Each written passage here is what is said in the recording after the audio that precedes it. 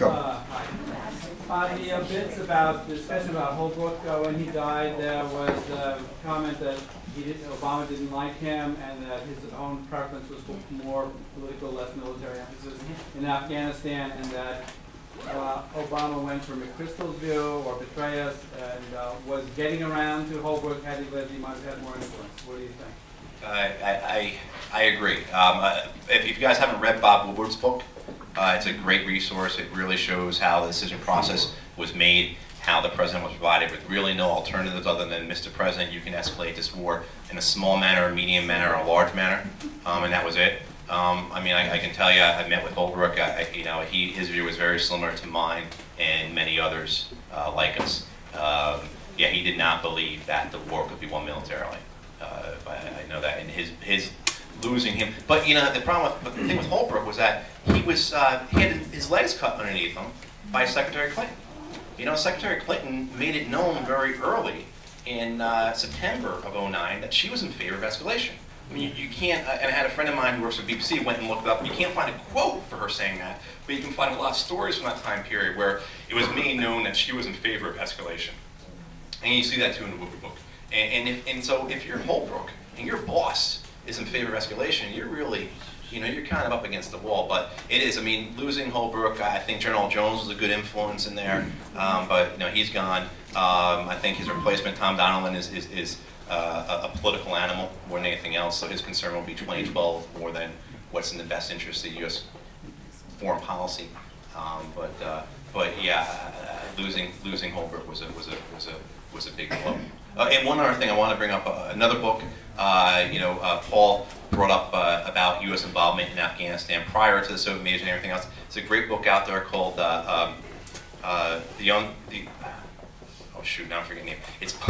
It's by Paul Fitzgerald and Elizabeth Gould. It's called The Invisible Story, The Untold Story. But it's by Fitzgerald and Gould. Terrific book about Afghanistan, pre-Soviet invasion, and U.S. involvement in that part of the world, and a lot of what Paul spoke to earlier about how our involvement fueled a lot of the issues over there. So. I'm just going to ask you a quick question about Holbrook. There was a report that when he was brought into surgery, his last words were, "End the war in Afghanistan." And some people interpreted that as being a joke to the surgeons. What's your take on it, since you knew him? Yeah, I mean, I only met him one time, and I can tell you he was incredibly gracious to me. He was a professional, a real gentleman. And after I resigned, after I turned him down, my understanding was he made it known in the State Department, hey, no one trashes this guy. So I've got a lot of admiration for Ambassador Holbrook. I don't know. I mean, like when I first heard that he had said this, hey, you need to end this war, like on his deathbed, you know, his deathbed, he said, you need to end this war in Afghanistan. You know, I could see that. I could see him saying that. But then when it was reported that, you know, his doctor was trying to calm him down, saying, you know, what can I do to help you? He said, end the war in Afghanistan. It's killing me. I could, you know, I don't know. I mean, I could see either way. I would like to think it was his dying wish, but I mean, you know, I don't know if that's true or not. Oh, sure. The Giants fan right there. Yeah, given the fact that I just saw book references out, all I need to know about what's going on right now is reading the book 1984. Bush out of his own mouth, and his old cadre talked about endless war, the long war. There's no incentive to end the war. There's no incentive to right our economy. Disaster capitalism and the shock doctrine is what we're involved in now, and all the rest of it is smoke and mirrors. The object is to put us all in the penury and in servitude and drive us down. It's not national, it's multinational. It's not about the government. There is no government anymore. It's about the corporations. If I had my way, the entire defense establishment and all the defense contractors would go begging because they're driving us to the poorhouse. It's all about the super rich and the people who want to run the show and keep us in total servitude forever. And anything else is smoke and mirrors. Yeah, I agree with a lot of what you're saying. I do.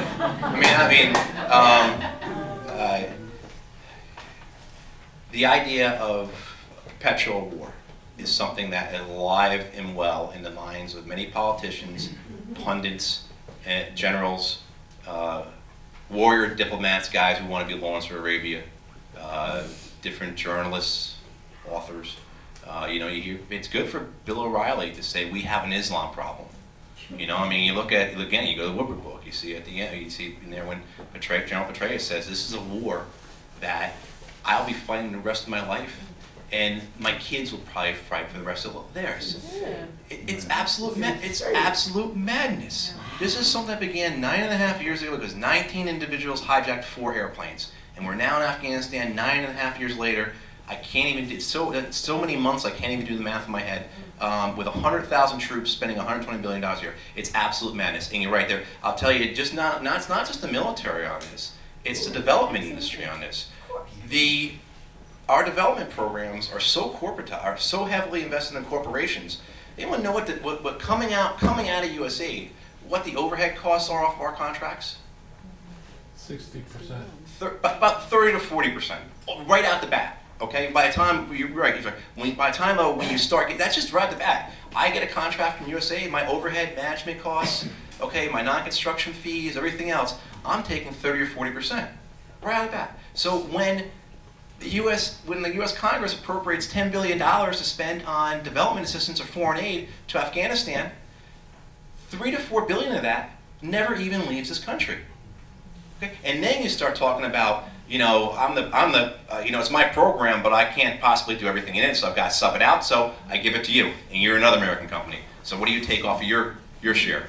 30 to 40%, I mean, exactly, it goes all the way down to the time you actually get to that school being built, and you have 10 or 20 cents on the dollar. But I agree, this perpetual war thing, it's something that's, it exists. Obama's not going to end it either. He's going to escalate, he's not going to end it. We're going to be ground troops going to be going into Pakistan too. You got your minute, Yeah, well, I'm fine. I'd like to ask you, Yes, ma'am, what can we do about it here in this group? there's a lot you can do about it. You can, like I said, you can, and first of all, I apologize because I'm not an advocacy guy. I've never done this before in my life. I was in the Marine Corps for the better part of 10 years. Time with the U.S. government abroad, everything else. I'm a policy guy. Okay, but what you can do is this: when this is next election cycle, you can make sure this is an issue. You can write op-eds. You can call your newspapers. You can go visit your newspapers. You can go call your television. You can, when you guys have your primaries here in New Jersey, make sure it's a question that comes up during the primaries. We're trying to do that actually in New Hampshire. We're trying to go up to New Hampshire to make sure that during the Republican primaries, Afghanistan comes up as an issue. Unfortunately, we see with the Republican primaries, or the front runners, they're all going to be in favor of the war, with the exception of Ron Paul right now. We don't see, maybe one or two others, but who might come out. But immediately they're going to be demonized as not supporting the troops.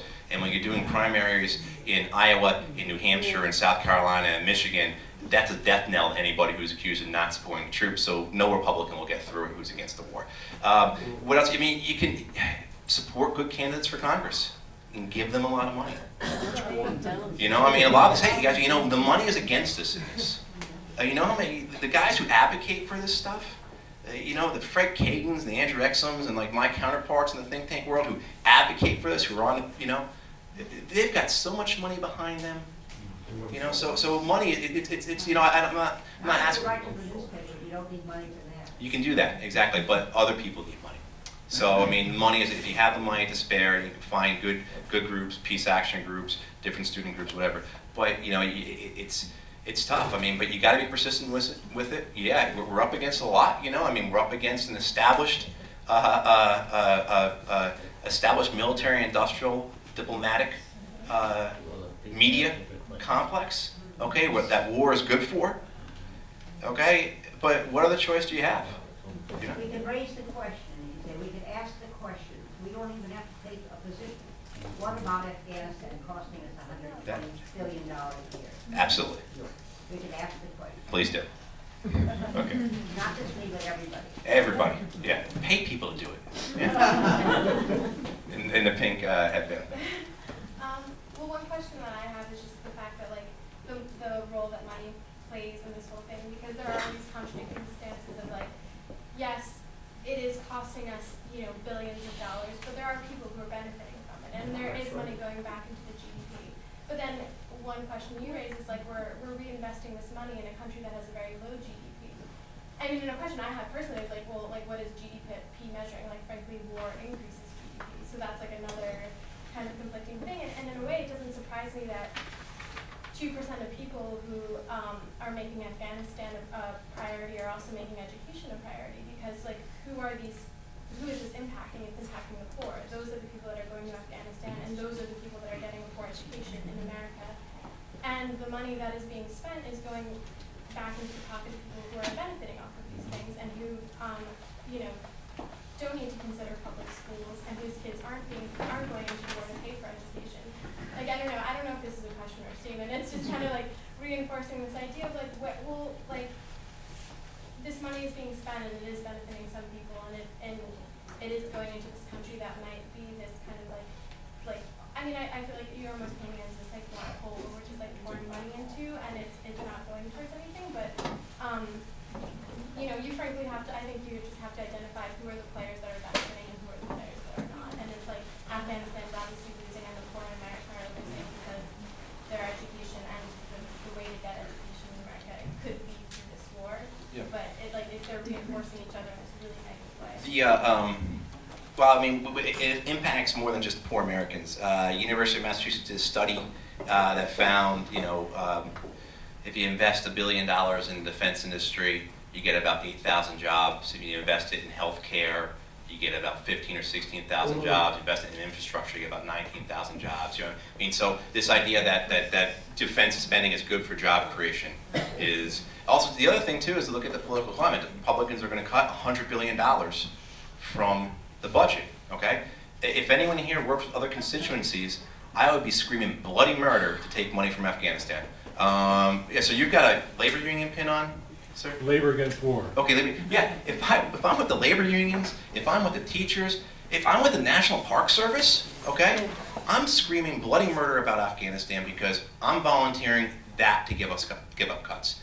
They will cut, if they cut $100 billion, it's coming out of somewhere, volunteer Afghanistan. And so that's why anyone who's working with constituencies outside of the peace movement, that would be my suggestion, is volunteer this war. And this really should be an issue for a lot of other, firefighters and cops in Camden, New Jersey. And it's just that, what happens is that we just agreed to train 74,000 more Afghan army soldiers to protect the Afghan population. How many people are going to die in Camden, New Jersey because they're in an auto accident and the firefighters did not get there in time? It will happen. It's happened already in a lot of other cities where they've shut down fire stations and response times and everything else. So yeah, it affects a lot of people. Sir, in the sweater. Yes.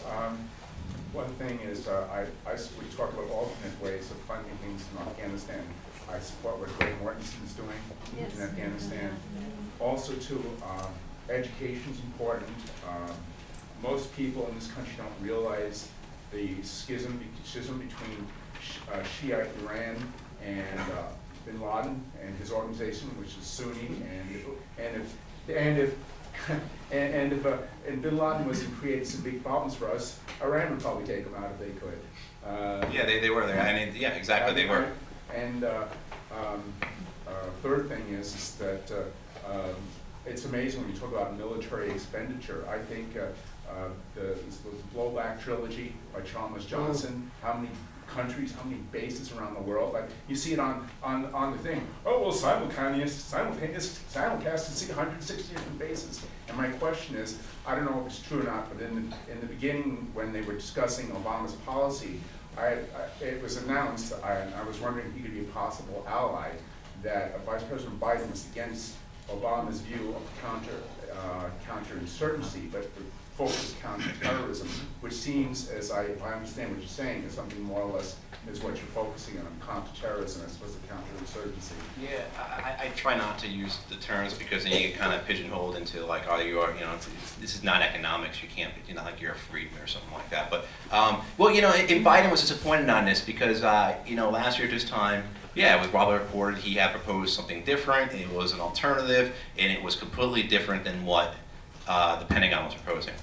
It wasn't. He recommended 20,000 troops. Who's this, Biden? Biden, yeah. Which was the low end of McChrystal's thing. It wasn't much different. No, McChrystal's low end was 10, I think, actually. So the other thing about this is before they talked about the surge. This is like right in the very beginning. Yeah. Before.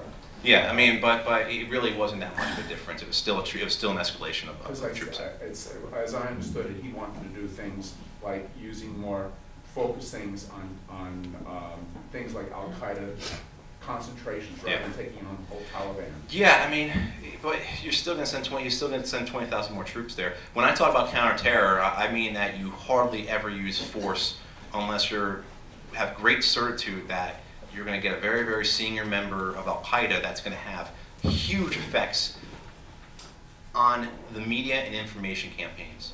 So unless it's bin Laden, unless it's Ayman Zawahiri, I don't think we should be shooting missiles into buildings or making more enemies that way. And it's not having an effect. We have a joke. What's the most dangerous job in Al Qaeda? Being the number 3 guy.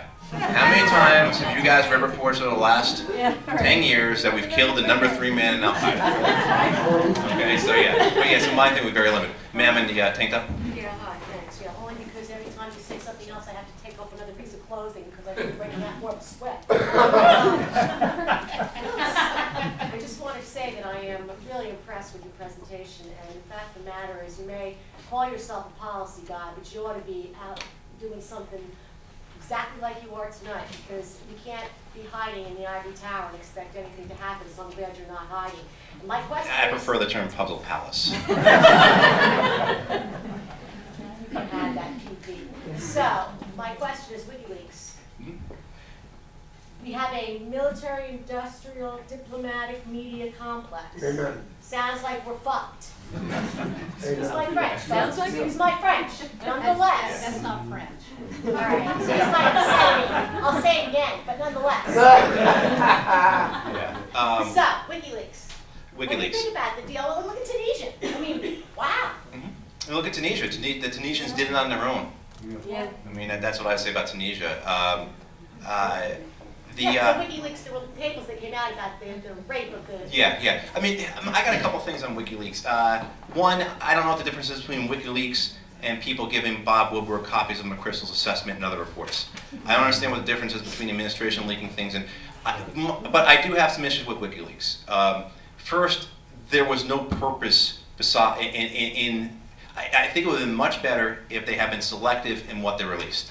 So instead of just throwing hundreds of thousands of documents out there, there should have been purpose behind it. It should have been like, hey, look, we're going to release this thing on Tunisia. It shows that the U.S. government knows that that government is horribly corrupt, and we keep funding them, we keep supporting them. So just purpose behind it. The WikiLeaks are not the Pentagon Papers, and I think that's what's disappointing about them. What I think the WikiLeaks is important for is we knew that, take the Iraq WikiLeaks, we knew the extent of the Civil War, we knew the extent of the sectarian killings, but we didn't have the details. So it's kind of like we were watching television in black and white and now it's color. Or, you know, it's one of those paint by numbers thing. You can tell it's an outline of a little girl and a dog, but now you color it in, oh, it's a Dachshund and she's got red hair. You know, I mean, like, so that's where I see the importance of it. And it's a huge treasure trove of data for journalists and for historians, researchers, students, etc. It has, I'll just run through my thoughts on it. It has almost no effect on U.S. national security. This idea that Julian Assange should be hung because he's a terrorist and he's in danger, you can't prove any of that. That's wrong. What I don't like about it is that our government is really bad about sharing information already, okay, particularly adjacently. And now we're going to really, now because of WikiLeaks, we're going to see a decrease in sharing of information, which is bad. We'll also see, too, I mean, if there's some good things. We got Belarus this year to give up. It's one of the things I also do. I do new. Theater group? What's that? It's theater group. Belarus. Okay. We got them to give up a lot of its nuclear material. Okay. But we had to do a lot of things behind the scenes with the Belarusian government to do that. Okay. Because they didn't want to be seen as like giving up their stuff and losing face and everything else. And so when you lose that aspect of confidentiality, it can hurt us for good things like securing nuclear material. Okay. So it's you know. It makes our diplomats' jobs harder. People might not trust us. It shows that, yeah, the U.S. government has done some really dumb things. It's provided us with a lot of information, you know, but you know, it hasn't endangered our national security. But it's also not the Pentagon Papers.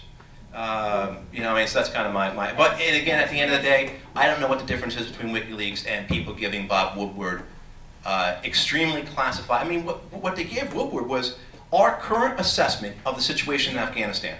I don't know how you can argue that anything else is more critical than that, besides maybe like the launch codes for a nuclear weapon, something like that. You know? But in terms of like all the stuff in WikiLeaks is past information. It's all old. We all know what happened. I mean, so yeah. So But yeah, no, I appreciate you bringing it up. So. Jump in for a second. How many people have questions? Okay, there's about 8 questions and there's about 8 minutes left. Wow. So if you can really streamline your question and we'll try to streamline the answers. Sir. The bigger problem. Thank you. One thing that gets me, we're spending a lot of money on this war. We have spent $800 billion, a lot. Now, the Al-Qaeda and the Taliban, they need a lot of money too to support their war. Not only do they need money, they need explosives, they need munitions. Where are they getting this all from? They need very little money. You're talking running in tens of thousands of dollars. That's it. Not much for Al Qaeda. Very, very little We money. could cut that off. They get their money. Taliban and Al Qaeda are 2 different groups. I can tell you that Al Qaeda gets their money primarily from foreign donors, supporters in the Gulf region. That's where they probably get their money. Primarily Saudi Arabia in that area, Kuwait. The Taliban get their money from drugs, but they will get their drugs from anything that are taxed there. Taliban also get their money from the Pakistanis. And you know who gives the Pakistanis the money to give the Taliban? We do. Yeah, exactly. The Taliban also get money from foreign donors from Gulf states as well as donors in Europe, probably some donors in North America. And the Taliban also gets a lot of money from our home reconstruction contracts. Because after I've taken my cut of the contract, after he takes his money out of the contract, and you get on the ground there, the Taliban take their share too. And you brought up Morton's 3 books of tea. I swear to God, guys, it's like if I owned a window factory here in Maplewood, New Jersey, what would I do at night? I drive down the street and throw bricks through people's windows, right? I'm not kidding you. There is very serious. It's very serious. It's completely true that a lot of times those schools get burnt down. Family members of the Taliban are the ones who rebuild them. So, okay, but who's Maybe next? the mosques. Sir in the back. Maybe. Yeah, one of the problems I see, I spent 20 years in the Army, 5.5 years alone in Turkey. There is nobody in the Defense Department or the State Department that has any time in the Mideast. They can't tell you the major Sunni sects, let alone what the problem is between the Sunnis and the Shiites. Yeah, we've gotten better. We have, because we've been there now in force for 10 years, but we're still so far away from it. I want to say up until beginning of 2010, the State Department had only trained 13 Pashto speakers in 9 years of them in Afghanistan. Yeah, so I'm certain to... Why did you turn down Richard Holbrooke? I wasn't being honest with myself about it. If I agreed with our policy, if I agreed with our mission there, I would have remained in Zabul province and worked at that level. It just wasn't right. It wasn't the right thing for me to do. Good for you. Thank you. Sir? In your discussion of elections, you overlooked the 2008 presidential election, where Afghanistan and sending troops to Afghanistan was an issue, and we know how that turned out. Sure, absolutely. That's how we got in this situation. President Obama, Iraq was winding down. President Obama and Senator McCain could say, Iraq was Bush's mistake. We're going to dedicate troops to Afghanistan and win the right war, win the good war, and that's what President Obama campaigned on. Also, too, it was good politics. It showed he wasn't a weak Democrat. It showed he could be tough like Republicans too, right? The other thing it did as well was Iraq, no one's going to count Iraq as a win for the United States military. Afghanistan can be a win for the U.S. military. It gives the U.S. military a chance to save face. Okay, so that's another aspect of it. Sir? What do you think of the possibility of Obama adopting a policy of de-escalation in the event he wins the second term, when presumably he would have a freer hand?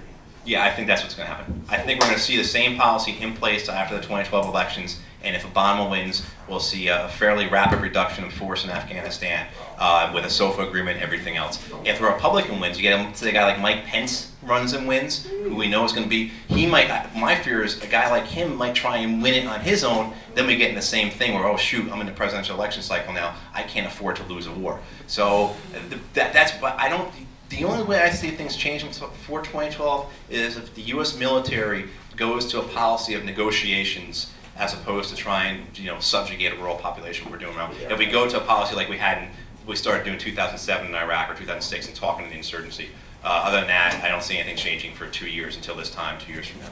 So, ma'am? Or, Oh, okay. You mentioned some figures about Afghanistan, but let me just mention some figures about Iraq. United States. I'm sorry, about Iran? Iraq. Iraq, okay. Yeah, the United States spent $700 million in Iraq and more than 4,000 American soldiers. Okay. Iraq is different from Afghanistan because they have oil. And the income of Iraq from oil was $80 billion in 2008. And this year will exceed $100 billion because of the high prices of the oil. Why there is no investment for the American companies in Iraq? All the reconstruction in Iraq right now, most of it run by Iranian Turkish companies. Although, for example, today President Obama asked the President of China to give more access for the American goods in Iraq, and he didn't ask the 3,000 diplomats working in the biggest embassy in Iraq to do the same thing. Because we're dumb. Because we have terrible foreign policy skills. That's why I disagree with people who said we went to Iraq because of the oil or because of the pipelines. No, we went in there because of, honestly, rank stupidity. I can't think of anything. And political, domestic, presidential, political ambition. Well, that's why you tried to kill my father. So yeah, but no, I agree. It's crazy. It's absolutely crazy. And that's why the Chinese, the Russians, everyone else is happy to see us miring these things. So. Actually, yeah, we have 5 minutes. You know what? That clock in the back is a little slow. Okay, this will have to be the last question. As you leave, if you're not on our mailing list, please sign on the sign-up sheet, and we'll keep you posted about future events. And we hope to follow up this. I'm sorry, I think we only have time for one. Thank you. Actually, it's a two-part question. One is this: do you ever feel threatened?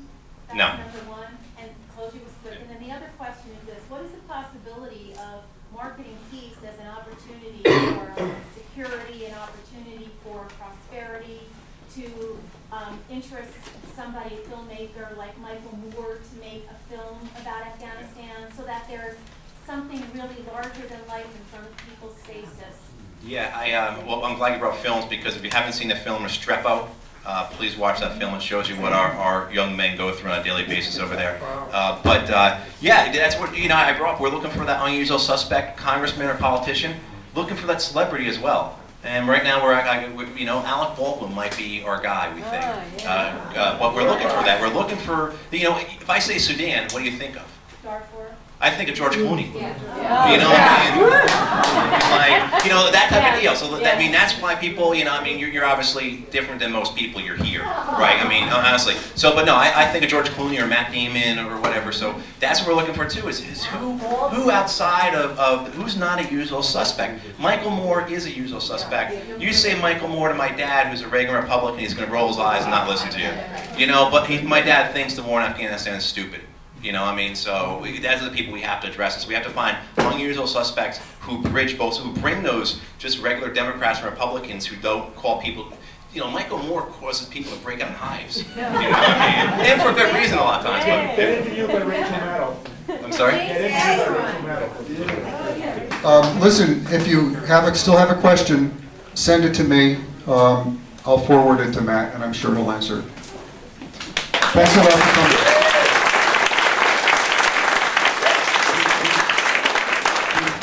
We really have to leave quickly because the library is closing in 5 minutes.